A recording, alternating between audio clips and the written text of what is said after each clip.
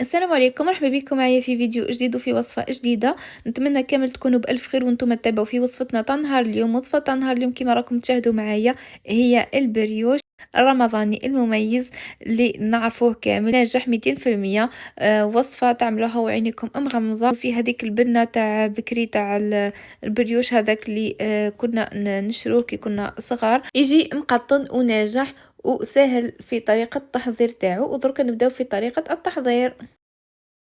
اول حاجه نبدا بالعجينه اللي نحتاج فيها كاس تاع الحليب يكون دافي، نزيد عليها زوز مغارف كبار تاع السكر، وهنا عندي سكر فانيليا. نحتاج كيس تاع سكر فانيليا. من بعد نزيد لها 3 مغارف كبار تاع الزيت ومغرف كبيره تاع خميره الخبز. نحركهم مع بعضهم حتى يذوبوا لي كامل المكونات مع بعضهم. ومن بعد نضيف لهم حبة تاع بيض اللي تكون بحرارة الغرفة. مهم جدا انها تكون بحرارة الغرفة، هكا باه تنجح لكم الوصفة تاعكم وتضاعف لكم الحجم تاعها. من بعد هنا واش ندير، نغلفها بابي فيلم ونخليها حتى يضاعف لي الحجم تاعو هذا السائل. من بعد كيما راكم تشوفوا هنا، من بعد ما تضاعف لي الحجم تاعهم وخمرت لي مليح، نبدا نزيد لها في الفرينة. يعني نضيفها هكا بالتدريج وفي كل مرة ان نخلط. أنا هنا زدت لها شوية تاع الملح، يعني رشة صغيرة تاع الملح جوست باه نعادلو الحلاوة. ونكمل نخلط مليح. من بعد قلت لكم في كل مرة نبدأ نحط في الفرينة حتى تكون عندي عجينة اللي تكون طرية.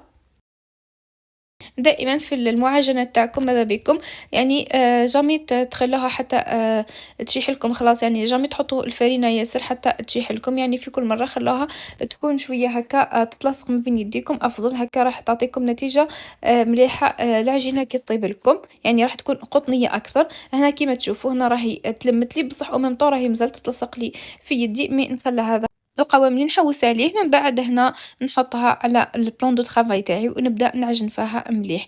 يعني ابقوا عجنها مليح حتى تحصلوا على عجينه اللي تكون ملسه، وفي نفس الوقت يعني راح تعمل لكم هكا، يعني تعمل واحد الاصوات اللي راح تتاكدوا منها انه تعجنت لكم بيان. هنا كيما تشوفوا هذا هو القوام تاعها. من بعد ما تعجنت لي مليح نعاود نرجعها للغيسيبيون تاعها ونغطاها بابي فيلم ونخليها حتى تعاود تخمر لي بيان.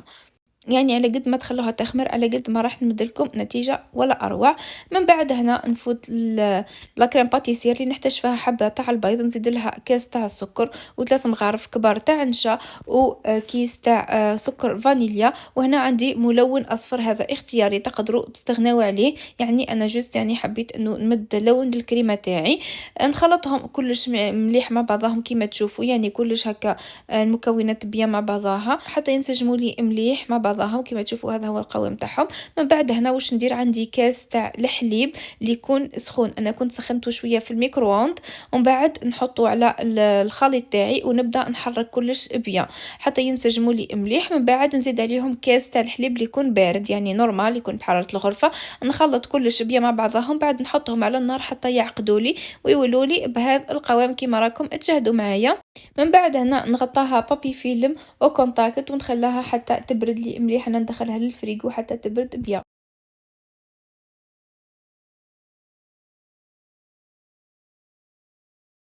ومن بعد هنا ما خمرت لي مليح كيما تشوفوا الحجم تاعها راهو ضعف لي بالبيان. هنا نحي لها البابي فيلم ومن بعد نديغازاها. ومن بعد نديرها هكا نقطعها الى انا درتها زوج خبزات. ومن بعد نبدا نحلها بهذه الطريقه بالحلال كما تشوفوا. يعني تكون شويه السمك تاعها رقيق. ومن بعد نبدا نرولاها بهذه الطريقه ونغلق لها مليح الحواف تاعها. على قد ما تغلقوهم مليح على قد ما تتاكدوا انهم ما راحش يتحلوا لكم من بعد في الفور. كما تشوفوا راني نغلق ونعاود عليهم جوست باه نتاكد انهم ما يتحلوش ليا في الفور. من بعد هنا في البلا اللي رايحه نطيب فيه نحط ليه بابي كويسون ونحط الخبزات تاعي على الجهه اللي قفلتها، اللي قفلتها من تحت بالاصابع تاعي. من بعد هنا عندي صفار بيضه نحط عليه شويه تاع المزهر ونبدا ندهن الوجه تاع البريوش تاعي كيما تشوفوا بهذه الطريقه.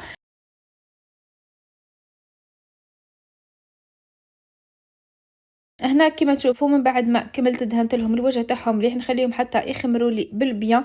وفي الوقت هذا نروح نشعل الفور على 180 درجه.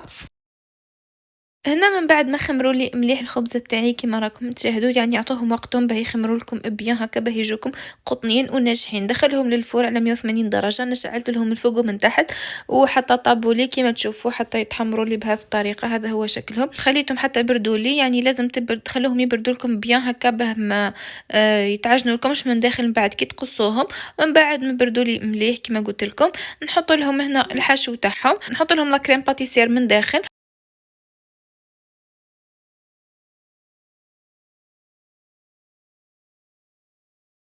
ومن بعد نحط لهم العسل هكا من فوق. اذا عندكم الناباج بطبيعه الحال تقدروا تستعملوا الناباج، راح يكون افضل.